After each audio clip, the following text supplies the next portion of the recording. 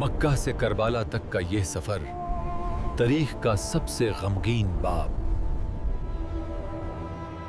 مکہ سے کربلا تک کا سفر تاریخ کی گہرائیوں میں چھپا ایک راز۔ مکہ سے شروع ہونے والا راستہ کربلا پہنچ کر تاریخ کا حصہ بن گیا۔ ایک مقدس سفر شروع ہوتا ہے مکہ سے کربلا تک، جہاں تاریخ رقم ہوئی اور مکہ سے کربلا کا فاصلہ تقریباً 1731 کلومیٹر ہے۔ آج گوگل میپ کے مطابق یہ سفر گاڑی پر 18 گھنٹے میں طے کیا جا سکتا ہے، مگر آج سے 1380 سال پہلے یہ فاصلہ آگ اور خون کا دریا تھا۔ یہ 8 ذوالحجہ 60 ہجری کی تاریخ تھی، جب نواسۂ رسول صلی اللہ علیہ وآلہ وسلم حضرت امام حسین علیہ السلام نے اپنے اہل خانہ کے ساتھ اس عظیم سفر کا آغاز کیا۔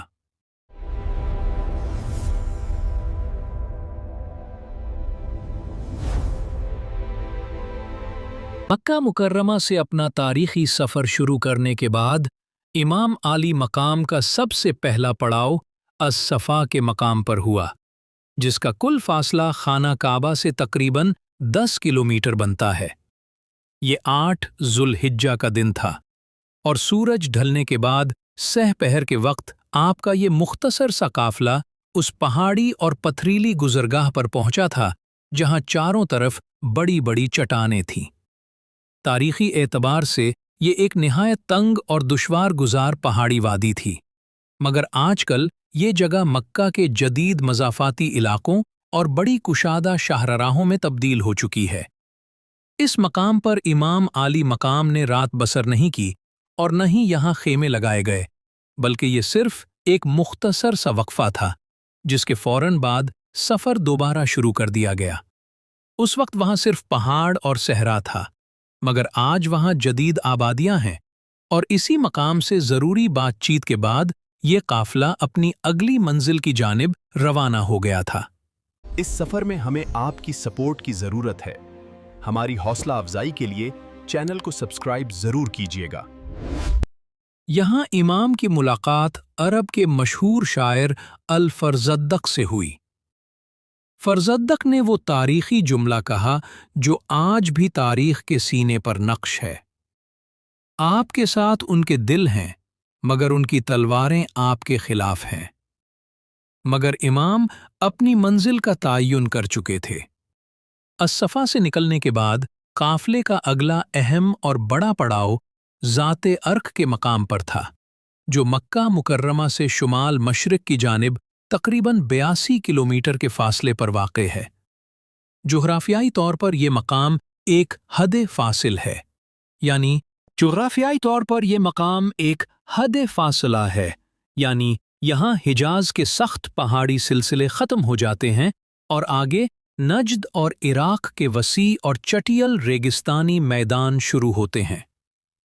تاریخی طور پر یہ ایک گھاٹی تھی جہاں پانی موجود تھا، اور آج کل یہ عراق سے آنے والے حاجیوں کے لیے میقات ہے، جہاں سے وہ عمرے یا حج کا احرام باندھتے ہیں۔ اس مقام پر قافلہ کچھ دیر کے لیے رکا تھا، جہاں حضرت عبداللہ ابن جعفر اپنے بیٹوں کے ہمراہ امام سے آ کر ملے، اور امام کو ایک امان نامہ بھی پیش کیا گیا جسے امام نے مسترد کر دیا۔ یہاں ایک جذباتی منظر دیکھنے کو ملا۔ عبداللہ ابن جعفر اپنے دونوں بیٹوں کو امام کی خدمت میں پیش کر گئے۔ امام نے فرمایا، میری منزل اللہ کے ہاتھ میں ہے۔ ضروری ملاقات اور مختصر قیام کے بعد امام عالی مقام نے مکے واپسی کا مشورہ قبول نہیں کیا اور اللہ کی رضا پر بھروسہ کرتے ہوئے قافلے کو آگے بڑھنے کا حکم دیا۔ تیسرا اہم پڑاؤ الخزیمیہ تھا، جس کا مکہ مکرمہ سے کل فاصلہ تقریباً 145 کلومیٹر بنتا ہے۔ یہ صحرا کے بیچ ایک اہم گزرگاہ تھی۔ امام عالی مقام کا قافلہ یہاں 9 ذوالحجہ کی رات کو پہنچا۔ رات کا وقت تھا، और चांद की रोशनी में काफिले ने उस पड़ाव पर कदम रखा। 1400 साल पहले ये जगह एक हरा भरा नखलिस्तान थी जहां मीठे पानी के कुएं मौजूद थे। इसीलिए मसाफ पानी के कुएं मौजूद थे। इसीलिए मुसाफिर यहां रुककर पानी का ज़ख़ीरा करते थे। इस मकाम पर क़याम का दौरानिया एक रात था। इमाम ने हुक्म दिया कि यहाँ खेमे लगाए जाएं ताकि सब आराम कर सकें और सुबह के सफ़र के लिए ताज़ा दम हो जाएं। आज के दौर में ये इलाका बिल्कुल वीरान और बंजर हो चुका है। वो पुराने दरख्त और कुएं ख़त्म हो चुके हैं और अब यहाँ सिर्फ हवाएं चलती हैं। यहाँ इमाम ने अहले कूफा को आखिरी ख़त लिखा। अब्दुल्ला बिन मुती ने कहा, कूफा वालों पर भरोसा न कीजिएगा, मगर इमाम का सफ़र हक़ के लिए था। चौथा पड़ाव ज़रूद था, जो मक्का से 480 किलोमीटर दूर है। ये रास्ता इंतहाई दुश्वार था क्योंकि यहाँ से रेत के बड़े बड़े टीलों का सिलसिला शुरू होता था। 1400 साल पहले ये एक खौफनाक रेगिस्तान था जहाँ चलना मुश्किल था। इमाम का काफिला यहाँ पहुँचा तो रफ्तार धीमी हो चुकी थी और हर तरफ रेत ही रेत थी। यहाँ एक और काफिला भी रुका हुआ था। इसी मकाम पर ज़हीर बिन अलकीन ने अपना खेमा उखाड़ा और इमाम के काफिले के साथ शामिल होकर तारीख रकम कर दी। यहाँ इमाम की मुलाकात ज़हीर इब्न कैन से हुई। ज़हीर ने अपना सामान अपनी बीवी के हवाले कर दिया और वो हुसैनी लश्कर का हिस्सा बन गए। आजकल ये मकाम सऊदी अरब के शहर हाइल की हुदूद में आता है। कदीम रास्ता ख़त्म हो चुका है और अब वहाँ से रियाज़ को जाने वाली जदीद हाईवे गुज़रती है। मुख्तसर क़याम और नए साथियों की शमूलियत के बाद काफ़िले ने ज़रूद के रीतले मैदानों को पीछे छोड़ा और तेज़ी से अपनी अगली मंजिल की जानिब बढ़ना शुरू किया। पांचवा मकाम ज़ुबाला था, जिसका मक्का से कुल फासला 650 किलोमीटर हो चुका था। ये इस रास्ते का एक बड़ा और आबाद कस्बा था जहां किला भी मौजूद था। ये जगह अपने पानी के बड़े तालाबों और बाजारों की वजह से मशहूर थी। इमाम यहाँ पहुँचे तो ये एक मसरूफ़ तिजारती मरकज़ था जहाँ मुसाफिर सस्ताते थे। यहीं इमाम को हज़रत मुस्लिम की शहादत की खबर मिली। हम अल्लाह के लिए हैं और इसी की तरफ लौट कर जाने वाले हैं। कूफा वाले फिर गए हैं। इमाम ने लोगों को जाने की इजाज़त दी, जिसके बाद दुनियावी लालच रखने वाले बहुत से लोग काफिला छोड़कर चले गए। आज ज़ुबाला एक वीरान आसार कदीमा का मकाम है। वो शहर तो मिट गया, मगर वहाँ मौजूद कदीम पानी के तालाबों के खंडरात आज भी देखे जा सकते हैं। एक दिन के गमगीन क़याम और छांटी के बाद मुखलिस साथियों पर मुश्तमिल ये मुख्तसर काफिला ज़ुबाला से निकला और इराक की सरहद की तरफ बढ़ा। छठा मकाम बत्नुल अकीक था। ज़ुबाला से आगे और मक्का से 710 किलोमीटर दूर ये ज़मीन की सतह से नीचे एक गहरी और लंबी वादी थी। 1400 साल पहले ये वादी सरसब्ज़ थी क्योंकि यहाँ बारिश का पानी जमा होता था। ये एक पुरसुकून कुदरती रास्ता था जो काफिले को धूप से कुछ बचाता था। यहाँ क़याम नहीं किया गया, बल्कि ये सिर्फ एक मुख्तसर पड़ाव था ताकि जानवरों को पानी पिलाया जा सके और सफ़र के लिए मुश्कीज़ें भरे जा सकें। आज ये वादी खुश्क हो चुकी है। यहाँ कोई आबादी नहीं, सिर्फ कभी कभार बद्दू और खाना बदोश अपने रेवड़ लेकर यहाँ से गुजरते हैं। मुख्तसर वक्फे के बाद काफिले ने वादी से निकलकर बुलंदी का सफ़र शुरू किया क्योंकि अगला मकाम पहाड़ी सिलसिले पर वाक़े था। सातवां पड़ाव शरफ था, जिसका मक्का से कुल फासला 850 किलोमीटर था। ये जोग्राफियाई तौर पर एक बुलंद और पहाड़ी मकाम था जहां पानी के चश्मे थे। ये मकाम स्ट्रेटेजिक लिहाज से अहम था। इमाम ने हुक्म दिया कि यहाँ से मामूल से ज़्यादा पानी साथ लिया जाए, जैसे वो जानते थे कि आगे प्यास इम्तिहान लेगी। आज के कूफा में आपका कोई दोस्त नहीं, کوفہ کو یزیدی لشکر نے گھیر لیا ہے۔ سرا دور میں یہ مقام سعودی عرب اور عراق کی سرحد کے قریب ایک ویران علاقہ ہے، جہاں وہ قدیم چشمے اب ریت میں گم ہو چکے ہیں۔ شرف کی بلندیوں سے اتر کر قافلہ تیزی سے آگے بڑھا، کیونکہ دور افق پر ایک بڑے لشکر کے آنے کے آثار نظر آنے قافلے کا رخ موڑ دیا۔ 8واں مقام ذو حسم تھا، مکہ سے 865 کلومیٹر دور۔ یہ ایک پہاڑی دامن تھا، جہاں اچانک ہر کے 1000 سپاہیوں نے امام کا راستہ روک لیا۔ دشمن کا لشکر پیاس سے نڈھال تھا۔ اس مقام پر امام نے انسانیت کی مثال قائم کی اور اپنے ذو حسم امام نے دشمن کو بھی پانی پلایا، جانوروں کو بھی پانی دیا گیا، سب نے امام کی امامت میں نماز ادا کی۔ امام نے ہر کے لشکر سے خطاب کیا، تم لوگوں نے مجھے خطوط لکھے تھے کہ تمہارے پاس کوئی امام نہیں، تم نے میری بیعت کا وعدہ کیا تھا تاکہ حق اور باطل میں فرق کیا جا سکے، مگر اگر تم اپنے وعدے سے پھر گئے ہو اور اہل بیت کے حق کو نہیں پہچانتے تو میں واپس چلا جاتا ہوں۔ مگر ہر کے لشکر نے راستہ روک لیا اور امام کو کربلا کی طرف لے گئے۔ آج کل یہ جگہ مکمل طور پر بیابان ہے اور یہاں کوئی خاص نشان باقی نہیں، مگر تاریخ گواہ ہے کہ یہاں پانی اور رواداری کا درس دیا گیا تھا۔ یہاں قیام چند گھنٹوں کا تھا، مگر جب قافلے نے چلنا چاہا تو انہیں کوفہ کے سیدھے راستے سے ہٹا کر زبردستی دوسرے ویران راستے پر ڈال دیا گیا۔ 9واں مقام عزیب الحجانات تھا، مکہ سے 920 کلومیٹر دور۔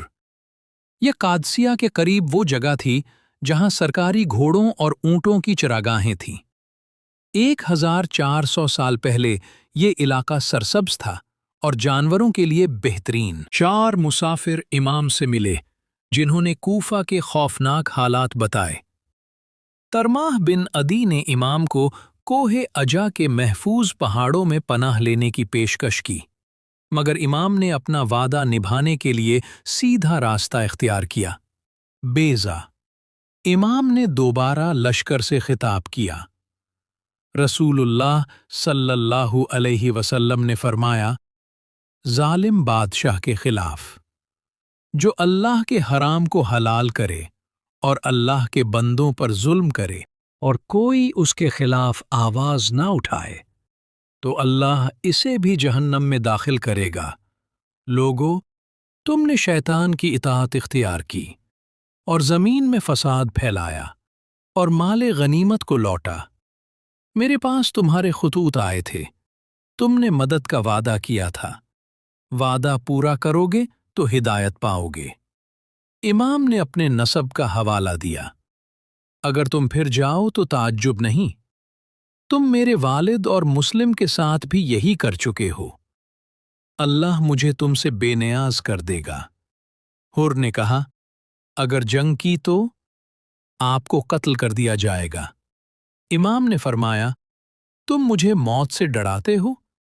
کیا تمہاری شقاوت یہاں تک پہنچ گئی ہے کہ مجھے قتل کر دو گے؟ لشکر نے امام کو گھیرے رکھا۔ آج کل یہ علاقہ نجف سے کربلا جانے والے راستے کے قریب واقع ہے، جہاں سے جدید ٹریفک گزرتی ہے اور قدیم چراگاہیں ختم ہو چکی ہیں۔ 10واں پڑاؤ قصر بنی مقاتل تھا، مکہ سے 950 کلومیٹر دور۔ یہاں ایک قدیم اور شکستہ محل کے آثار موجود تھے جہاں قافلہ رات کو رکا۔ یہ ایک ویران جگہ تھی۔ امام کا قافلہ یہاں رات کو پہنچا۔ یہاں ایک اور شخص عبید اللہ بن حر کا خیمہ بھی تھا، جسے امام نے نصرت کی دعوت دی۔ آج یہ مقام عین التمر کے قریب ایک صحرائی علاقہ ہے۔ وہ تاریخی محل اب مٹی کا ڈھیر بن چکا ہے، مگر اس کا ذکر تاریخ میں محفوظ ہے۔ اسی مقام سے نکلتے وقت گھوڑے کی پشت پر امام کی آنکھ لگ گئی اور انہوں نے خواب میں سنا کہ کوئی کہہ رہا ہے، یہ لوگ موت کی طرف جا رہے ہیں۔ عزیب الحجنات امام کی ملاقات ترماح بن عدی سے ہوئی۔ اس نے کوفہ والوں کی سازش بتائی جسے امام پہلے ہی جانتے تھے۔ ترماہ نے پہاڑ کی طرف چلنے کا کہا۔ امام نے فرمایا، اللہ تمہیں جزائے خیر دے، ہم میں اور ان میں عہد ہو چکا ہے اور ہم اس عہد سے نہیں پھر سکتے۔ قصر بنی مقاتل۔ فیصلہ ہو چکا تھا، امام کو کوفہ نہیں جانے دیا جائے گا۔ حر کا لشکر امام کو کربلا کی طرف لے گیا۔ شام کے وقت امام نے توقف کیا۔ بے شک ہم اللہ کے لیے ہیں اور اسی کی طرف لوٹنے والے ہیں۔ علی اکبر امام کے قریب آئے۔ امام نے خواب کا ذکر کیا۔ علی اکبر نے کہا، کیا ہم حق پر نہیں؟ نینوا ہیں۔ 11واں مقام نینوا تھا، جو کربلا سے متصل ایک چھوٹا سا گاؤں تھا۔ یہاں ابن زیاد کا قاصد پہنچا، جس نے قافلے کو فوراً روکنے کا حکم دیا۔ یہ 2 محرم کا دن تھا۔ دشمن نے حکم دیا کہ امام کو ایسے میدان میں روکا جائے جہاں نہ پانی ہو نہ سایہ، حالانکہ دریا قریب تھا۔ آج کل نینوے کا نام کربلا شہر کے ایک محلے کے طور پر موجود ہے، جو اب مکمل طور پر آبادی میں گھرا ہوا ہے۔ نینوے میں رکنے کی اجازت نہ ملنے پر قافلہ مجبوراً چند قدم آگے بڑھا، جہاں تاریخ کا وہ عظیم معرکہ برپا ہونے والا تھا۔ 12واں اور آخری مقام کربلا۔ مکے سے یہاں تک کا کل فاصلہ 1731 کلومیٹر طے ہوا۔ یہ 2 محرم الحرام کا تاریخی دن تھا۔ یہاں امام کے حکم پر خیمے نصب کر دیے گئے۔ 1400 سال پہلے یہ جگہ کرب و بلا یعنی دکھ اور آزمائش کی زمین تھی، جہاں صرف ریت اور جھاڑیاں تھیں۔ خیمہ گاہ سے دریائے فرات کچھ فاصلے پر تھا، مگر دشمن نے درمیان میں فوج لگا کر پانی کا راستہ بند کر دیا۔ آج اسی ویران صحرا پر دنیا کے عظیم ترین مزارات قائم ہیں، اور کربلا ایک عظیم شہر بن چکا ہے، جہاں کروڑوں دل دھڑکتے ہیں۔ مکے کے پہاڑوں سے شروع ہونے والا یہ 1731 کلومیٹر کا سفر یہاں تمام ہوا۔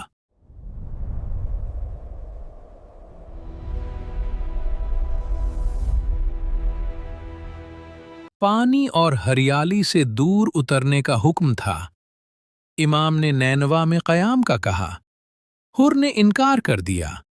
امام نے مقام کا نام پوچھا۔ جواب دیا گیا، کربلا۔ امام نے فرمایا، یہ کرب و بلا کی جگہ ہے، یہاں ہمیں قتل کیا جائے گا۔ کربلا۔ خیمے گاڑ دیے گئے۔ فرات قریب مگر دور تھا۔ یہ 2 محرم 61 ہجری کا دن تھا۔ 1731 کلومیٹر کا سفر یہاں ختم ہوا۔ لبیک یا حسین۔ اس ڈاکیومنٹری میں بیان کردہ معلومات جدید تحقیق پر مبنی ہیں، تاریخی کتب سے تصدیق شدہ ہیں، تاریخ طبری سے ماخوذ ہیں، مقتل ابی مخنف پر مبنی ہیں۔ تمام مقامات کا ذکر مستند ہے۔ یہ تاریخ 1380 سال پرانی ہے۔ اس ویڈیو کا مقصد آگاہی تھا۔ ڈیٹا تحقیقی ذرائع سے لیا گیا۔ اللہ ہمیں اس قربانی کو سمجھنے کی توفیق دے۔ ہماری اس ویڈیو میں دی گئی معلومات مختلف اسلامی کتب سے لی گئی ہیں۔ ہمارا مقصد صرف دین کی فلاح اور اللہ کی رضا حاصل کرنا ہے۔ انسان اشرف المخلوقات ہے، غلطیوں کا پتلا بھی ہے۔ انسان سے غلطیاں ہوتی ہیں، اگر کہیں ہم سے غلطی کوتاہی ہو گئی ہو، ہماری کوتاہی کو معاف کیجیے گا اور ہماری اصلاح کیجیے گا، اور اپنی قیمتی رائے کا اظہار ضرور کیجیے گا۔ اللہ آپ کا حامی و ناصر ہو۔ اللہ آپ کو نیک راہ پہ چلنے کی توفیق دے۔ ہمارے ساتھ جڑے رہیے، اور اگلا ٹاپک کون سا ہونے چاہیے اپنی قیمتی رائے کا اظہار کمنٹ میں ضرور کیجیے گا۔ اللہ حافظ۔